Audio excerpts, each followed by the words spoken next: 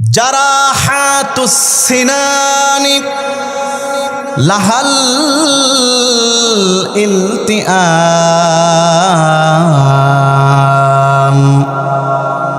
জারাহাতুস সিনানি লাহাল ইলতিআম ওয়ালা ইয়ালতাইমু মা জারাহাল লিসান।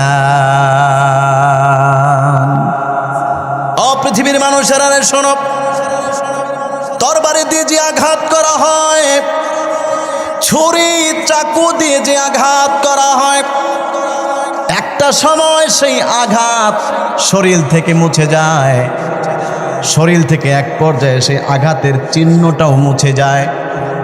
কিন্তু জবান জিহ্বা দিয়ে মানুষকে কথার মাধ্যমে যে আঘাত করা হয়, জীবন চলে যায় কিন্তু সেই কথার আঘাত মানুষের শরীর থেকে যায় না। জোরে বলতে হবে, ঠিক না বেঠিক? এজন্য আল্লাহ রসুল সাল্লাল্লাহু আলাইহি ওয়াসাল্লাম গ্যারান্টি দিয়েছেন হাদিসের মধ্যে, মান আজমান লি মা বাইনা লিহিয়াইহি ওয়া মা বাইনা রিজলাইহি আজমান লাহুল জান্নাহ। নবীজি সাল্লাল্লাহু আলাইহি ওয়াসাল্লাম বলেন, যে ব্যক্তি আমাকে দুইটা জিনিসের গ্যারান্টি দিবে, এই দুই জিনিস সে কখনো অপাত্রে ব্যবহার করবে না। এক নাম্বার, দুই পায়ের মাঝখানে যে অঙ্গ রয়েছে অর্থাৎ তার লজ্জাস্থান। দুই নাম্বার, দুই চোয়ালের হাড্ডির মাঝখানে যে ছোট্ট অঙ্গ রয়েছে অর্থাৎ তার জিহ্বা। লজ্জাস্থান এবং জিহ্বা এই দুইটাকে ঠিক মতো ব্যবহার করবে, আজে বাজে জায়গায় ব্যবহার করবে না। যে ব্যক্তি আমি নবীকে এই গ্যারান্টি দিবে, আমি নবী তাকে জান্নাতে নেওয়ার গ্যারান্টি দিলাম। সুবহানাল্লাহ বলেন, আরেকটু জোরে বলেন সুবহানাল্লাহ। আচ্ছা বলেন তো, এই যে দুইটা অঙ্গ, এই দুইটা অঙ্গকে নিয়ন্ত্রণ করা সহজ নাকি কঠিন? আমার কাছে মনে হয় অনেক কঠিন বিষয়। মানুষের লজ্জাস্থান নিয়ন্ত্রণ অনেক বড় কঠিন জিনিস। কিভাবে? আমরা বর্তমানে সমাজে চলতে গিয়ে মানুষ যেই গুনাহগুলো করে, এই গুনার অধিকাংশ গুনাহ হয়ে থাকে এই দুই অঙ্গের মাধ্যমে। এক নাম্বার হয় তার লজ্জাস্থানের কারণে। লজ্জাস্থান মানে হচ্ছে এটা মানুষের শাহওয়াতের সাথে, মানুষের যৌবনের সাথে সম্পৃক্ত। এই দুনিয়াতে যত গুনাহ হয় অধিকাংশ হয় মানুষের যৌবনের কারণে। নাটক দেখে, সিনেমা দেখে, মেয়েদের সাথে প্রেম করে, অশালীন কথা বলে, ধর্ষণ করে, খারাপ কাজ যা হয়, এটা কিসের কারণে হয়? লজ্জাস্থানের কারণে। মানুষের যদি এটা না থাকতো, যেরকম ছোট বাচ্চা যারা নাবালেগ বাচ্চা, ওই বাচ্চার দ্বারা এই গুনাহটা হয় না, কারণ তার এখনো শরীরের মধ্যে শাহওয়াত আসে নাই, যৌবন আসে নাই। এজন্য আল্লাহ রসুল বলেছেন এই দুইটা অঙ্গ ছোট কিন্তু গুনাহগুলি মারাত্মক বড়, যেটা হুজুর হাদিস শুনিয়েছেন। জিহ্বার ব্যাপারে নবীজি বলেছেন, জিসমুহু সগীরুন জুরমুহু কাবীরুন। জিহ্বা হচ্ছে এমন একটা অঙ্গ যেটার সাইজ অনেক ছোট কিন্তু এটার গুনাহ অনেক বড়। যেমন আমাদের হাতের তুলনায় বলেন তো জিহ্বা বড় না ছোট? একটু মেহরবানি করে বলেন, কষ্ট দিয়ে আপনাদেরকে বলেন। সবাই বলেন, হাতের তুলনায় জিহ্বা বড় না ছোট? কিন্তু জিহ্বার গুনাহ হাতের চাইতে ছোট না বড়? বড়। আমি দুইটা উদাহরণ দিই সহজে বোঝার জন্য। এক নাম্বার,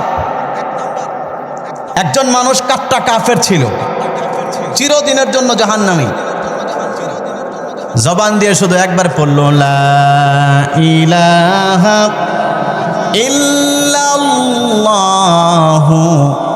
মুহাম্মাদুর রাসূলুল্লাহ সাল্লাল্লাহু আলাইহি ওয়াসাল্লাম। নবীজি বলেন, আল ইসলামু ইয়ানহাদিমু মা কানা ক্বাবলাহু।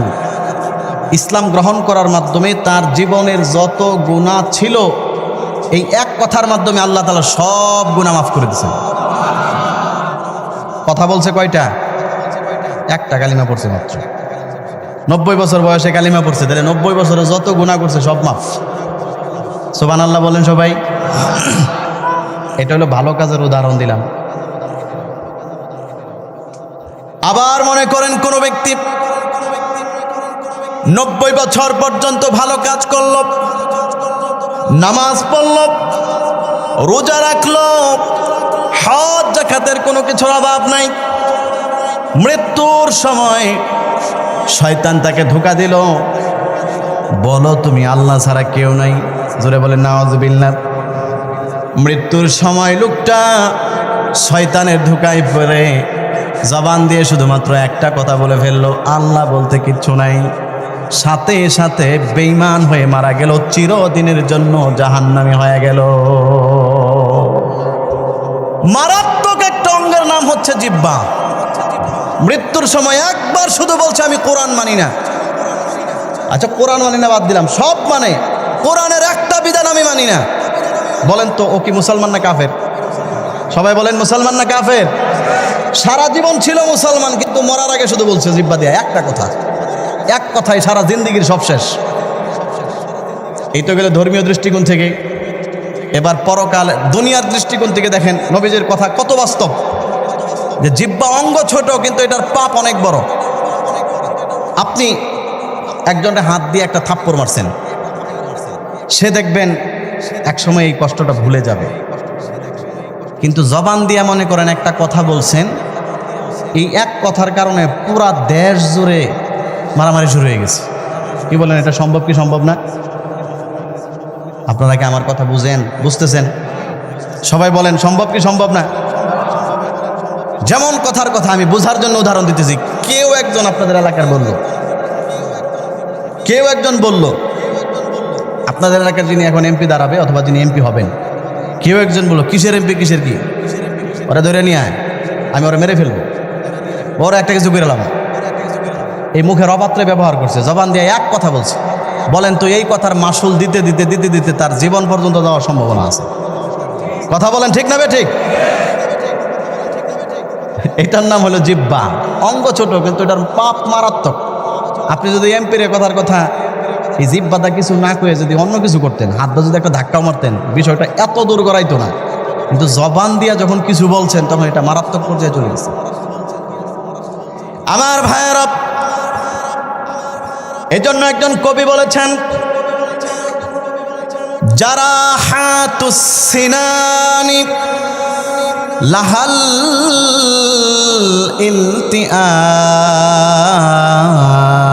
ইলতিআম, যারা হাতুস সিনানি লাহাল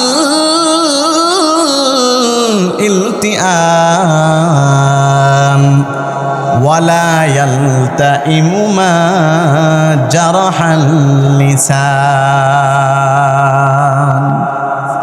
ও পৃথিবীর মানুষেরা শোনো, তরবারি দিয়ে যে আঘাত করা হয়, ছুরি চাকু দিয়ে যে আঘাত করা হয়, একটা সময় সেই আঘাত শরীর থেকে মুছে যায়, শরীর থেকে এক পর্যায়ে সেই আঘাতের চিহ্নটাও মুছে যায়। কিন্তু জবান জিহ্বা দিয়ে মানুষকে কথার মাধ্যমে যে আঘাত করা হয়, জীবন চলে যায় কিন্তু সেই কথার আঘাত মানুষের শরীর থেকে যায় না।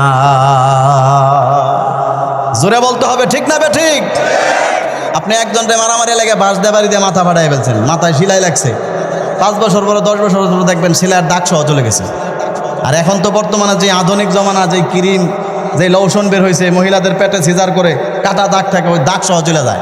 এখানে যে কখনো সিজার করছে আপনি বুঝবেনও না, আপনার এখানে সেলাই দিছে বুঝবেনও না, তার মানে সেলাইয়ের দাগ সহ চলে যাবে। অথচ এক সময় এটা কাটার সময় অনেক কষ্ট পাইছে, কিন্তু এই দাগটা এক সময় চলে যায়। কিন্তু জবান দিয়ে একজনকে কষ্ট দিছে, মুখে কিছু একটা বলছে, মরার সময়ও বলে অমুকে আমার একটা কথা বলছিল, এখনও মনে হলে কলিজাটা ভাইটা যায়, সহ্য করতে পারি না, কি যে একটা বলছিল। কি বলেন, এরকম আছে না নাই? জবান। আল্লাহ আমাদেরকে জবানের হেফাজতের তৌফিক দিক, আমিন বলেন। এই জন্য আমার বয়ানের বিষয় এটা না, মাঝখানে হুজুরের আলোচনাটা আমার খুব ভালো লাগছে। আমি নিজেও আমার জুমার মসজিদে বেশ কয়েকদিন এই বিষয়ে আলোচনা করেছি। আমাদের জবানের হেফাজত বর্তমান সময়ে, যেহেতু সামনে নির্বাচন, এই সময় খুব জরুরি। নয়তো দেখবেন এই জবানের কারণে নিজের গর্দানও কাটা যাইতে পারে। এই জন্য খুব সাবধান, কথাবার্তা বলার ক্ষেত্রে হুশ করে কইবেন। আমল করবেন তো ইনশাআল্লাহ?